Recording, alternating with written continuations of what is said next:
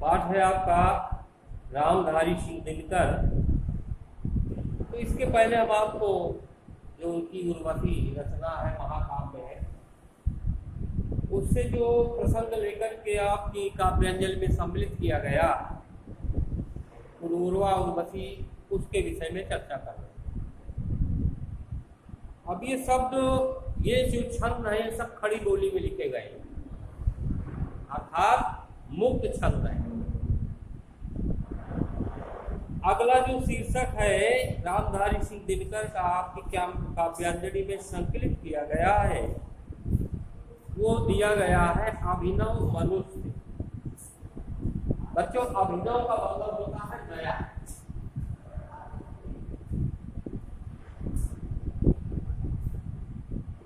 अभिनव का मतलब होता है नया या नवीन।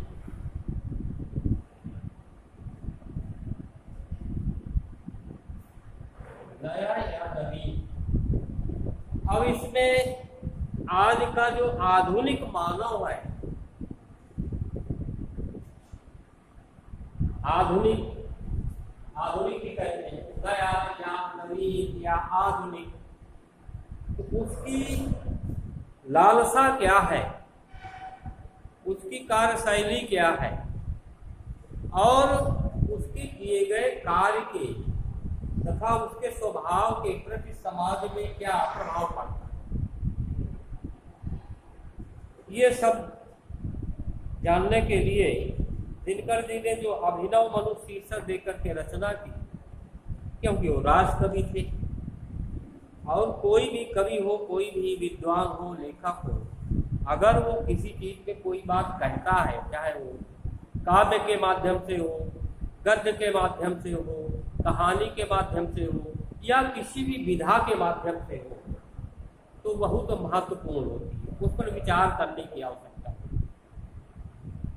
तो थोड़ा सा इसमें देखें दिनकर में, अभिनव मनुष्य में दिनकर विरचित कुरुक्षेत्र के अंतिम सर्ग से प्रस्तुत पंक्तियां। कुरुक्षेत्र उनका एक रचना है, नहीं, उनकी रचना है। और क्योंकि काव्य है तो इसमें काव्य में सर्ग होते हैं। इसमें कवि ने मानव मात्र को ये संदेश दिया है कि भौतिक उन्नति के मार्ग पर निरंतर अग्रसर होते हुए हम संसार में क्या करते हैं, भौतिक सुख सुविधा तो जुटाते हैं, गाड़ी हो जाए, घर बन जाए, बिजली हो जाए, पंखे लग जाए, कूलर हो जाए, एसी हो जाए, वॉशिंग मशीन हो जाए, आज तरह तरह की भौतिक सुख सुविधाएं। अब पहले क्या था, पहले हाथ वाले पंखे थे, उससे आप काम करते थे। अब पहले ज्यादातर प्रकृति पर आधारित थे, तो उनका जीवन जो प्रकृति पर आधारित थे, उनका जीवन बड़ा सीधा साधा था और ज्यादातर वो स्वस्थ रहते थे। अब जितनी हम सुख सुविधाएं जुटाएंगे शरीर के लिए, तो शरीर हमारा क्या हो जाएगा, अरे इससे कार्य करना चाहिए ना। आप मान लीजिए एक साइकिल खरीदे और उस साइकिल को खरीद करके आप एक जगह खड़ी कर दीजिए, उससे काम ना लीजिए, तो धीरे धीरे क्या होगा, बेकार हो जाएगी ना। बच्चों, उसी तरह ये शरीर है, इसकी देख रेख करो, इससे खूब काम लो, है ना, इसका मेंटेनेंस रखिए और इसे खूब काम लीजिए, वरना ये शरीर बेकार हो जाएगा। तो आज जो तमाम प्रकार की बीमारियां हो रही हैं, उनका यही मुख्य कारण है। हमारी कार्यशैली, खान पान, जीवन शैली सारी सब दूषित हो गई। आज आदमी जो है मशीन की तरह बिल्कुल मशीन हो गया है, आधुनिक मानव जो है बिल्कुल मशीन हो गया है और उसके पास समय नहीं है भोजन करने का, समय नहीं है किसी से बात करने का, समय नहीं है सोने का, इतना वो व्यस्त है और इस व्यस्तता के कारण उसका स्वास्थ्य पर बुरा प्रभाव पड़ता है। जैसे इस पंखे को हम लगातार अगर चलाएं तो इसकी लाइफ कितनी रह जाएगी, समाप्त हो जाएगी, इसको बीच में रेस्ट देना पड़ेगा। तो इसीलिए शरीर के लिए भी थोड़ा रेस्ट की आवश्यकता हो समय के आधार पर। हमें सहज मानवीयता और हृदय की कोमल भावनाओं को विस्तृत नहीं करना चाहिए।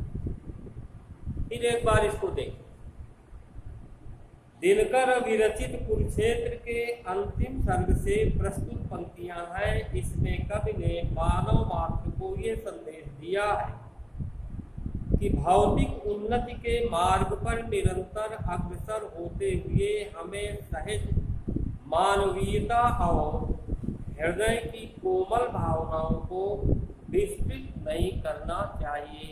भाई ठीक है, आधुनिक मानव उन्नति कर रहा है, लेकिन कुछ इन्होंने अंकुश लगाने की बात की। है बहुत बरसी धरित्री पर अमृत की धार। धरित्री पृथ्वी,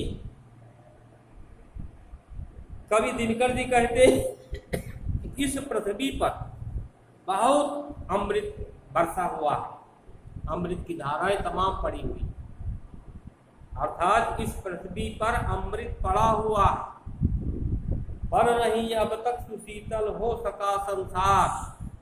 लेकिन यह संसार अब भी जल रहा है, सुशीतलता को प्राप्त नहीं करता।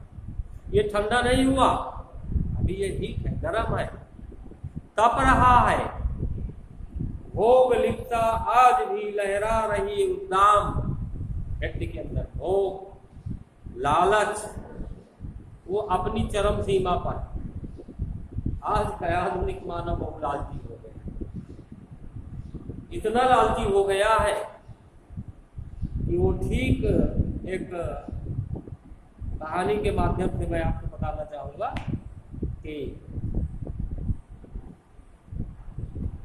एक कुत्ता था और वो कुत्ता दूसरे गांव निकल गया।